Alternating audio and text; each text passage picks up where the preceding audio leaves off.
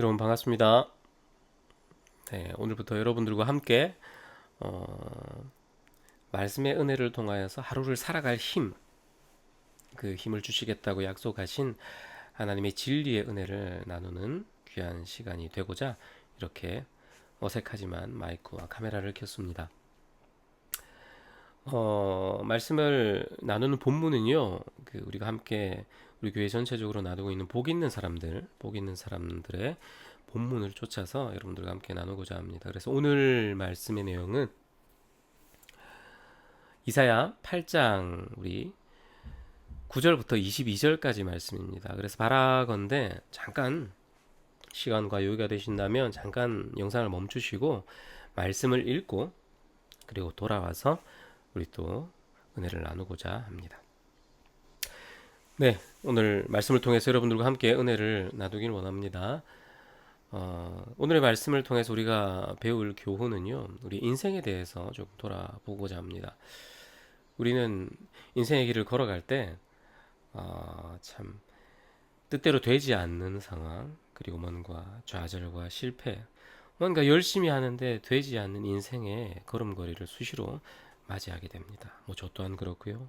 그리고 여러분들 또한 그런 인생의 걸음을 수시로 맞이할 것 같습니다.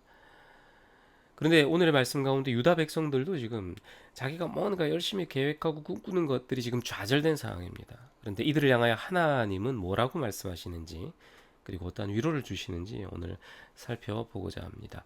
먼저 9절부터 10절까지의 말씀의 내용을 보면 뭔가 지금 교차적으로 계속 반복되는 내용이 있습니다. 제가 표를 하나 띄울 텐데요. 그 표를 통하여서 요 9절과 10절의 말씀을 조금 정리해 보도록 하겠습니다.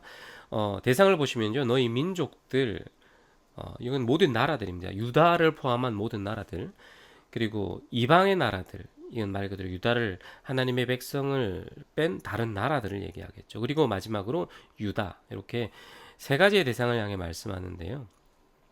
먼저 모든 나라들에 대해서 얘기를 합니다. 그들한테 이렇게 말씀합니다. 너희들 함성을 열심히 질러 보아라. 여기서 함성을 지르는 모습은 무엇이냐면요. 전쟁터에 나아가는 모습입니다. 나가자, 싸우자, 이기자 라고 외치면서 우리 빨리 이 전쟁에서 이기자 라고 서로의 승리를 다짐하며 외치는 자의 모습입니다. 그런데 결국 그들은 어떻게 될 것이다? 패망할 것이다. 여기서 패망은요, 산산이 흩어진다는 겁니다. 왜냐하면 혼자가 아니라 여럿이 모여서 우리 으쌰으쌰하면 잘 될 줄 알았는데 결국에 다 흩어져 버리게 되었다라고 얘기를 합니다.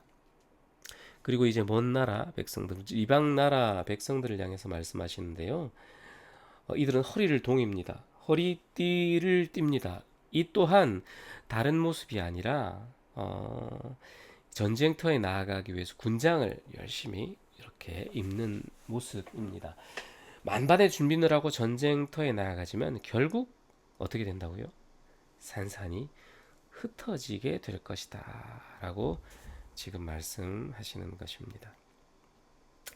이제 마지막으로 유다 백성들을 향하여 말씀하시는데요. 이 유다 백성들을 향하여서는 하나의 특징이 있습니다.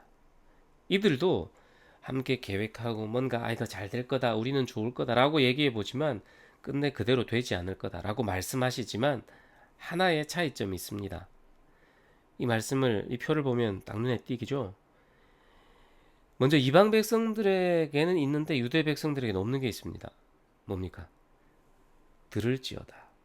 이방 백성들을 향해서 너희 잘 들어 라고 얘기를 하지만 유다 백성들을 향해서는 잘 들어 라고 얘기하지 않습니다. 왜 그럴까요? 늘 유다 백성들을 향해서는 말씀하고 계시기 때문입니다. 이방 백성들은 하나님의 말씀을 들을 기회도 없고요. 하나님이 말씀하지도 않으십니다. 그래서 자 너희들 이번 한 번만 얘기하는 거니까 잘 들어라고 이방 백성들을 향해서 얘기하는 것이죠. 그런데 유다 백성들을 향하여서는 이 말을 할 필요가 없습니다. 왜? 계속 얘기하고 계시니까요. 말씀하고 계시니까요.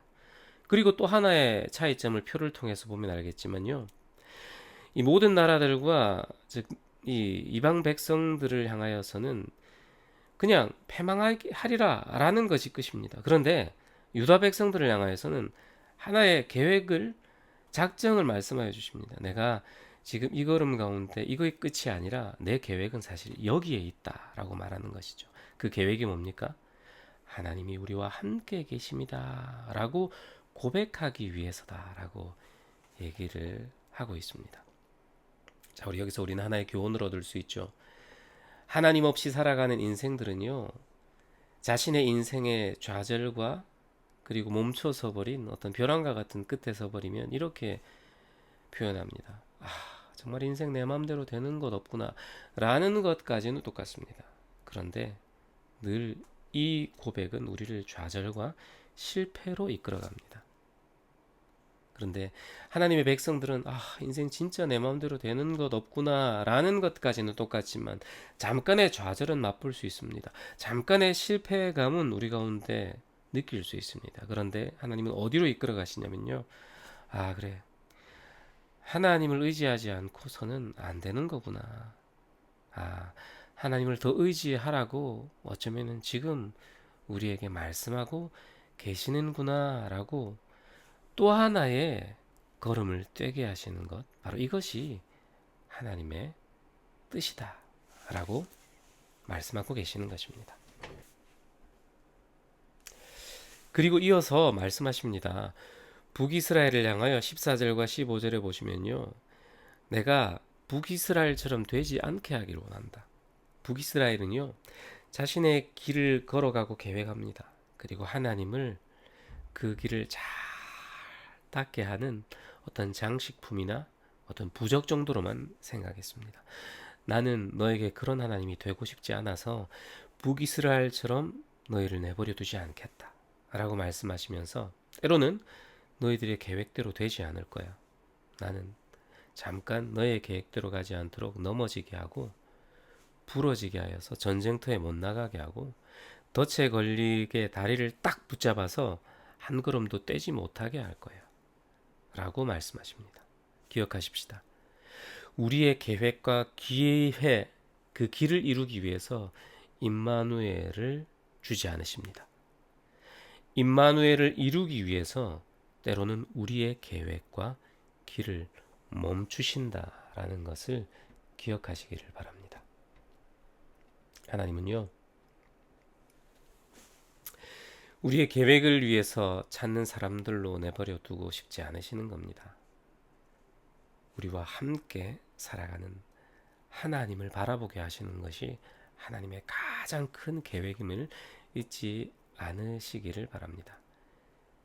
그리하여 하나님을 책 속의 하나님, 과거의 하나님, 지금은 마치 죽어 있어서 그냥 종교적인 하나님으로 만나는 것이 아니라 오늘도 살아계셔서 나를 인도하시는 하나님으로 우리에게 찾아오고 싶으신 그 하나님의 열심과 간절함을 오늘 말씀 가운데서 발견하시기를 바랍니다.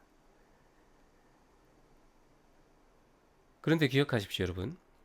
하나님은 우리의 어떤 좌절도 가볍게 여기신다라고 오해하지 않으시기를 바랍니다. 하나님은 알고 계시는 겁니다. 우리의 인생이라는 마음의 그릇이 너무 작고 연약해서 언제나 부서지고 무너져 내릴 수 있다는 것을 너무 잘 알고 계십니다. 스스로 실패와 좌절이라는 그 헤어나오지 못한 연약한 존재라는 것을 알고 계셔서 우리 스스로가 내가 너무 미련해 보이고 내가 너무 연약해 보이고 내가 너무 작게 보일 때 우리를 내버려 두지 않으시고 너는 그렇지 않단다. 너는 실패한 사람이 아니란다 라고 말씀하여 주시면서 너의 인생은 네가 책임지는 인생이 아니라 내가 이끄는 인생이다 라고 우리를 따스히 안아주시고 위로하시는 하나님이심을 오늘 말씀 가운데 기억하시는 여러분들 되시기를 바랍니다. 그래야 더 힘을 내시고 더 능력으로 하루를 살아가시는 우리 귀한 여러분들의 삶이 하루가 되시기를 바랍니다.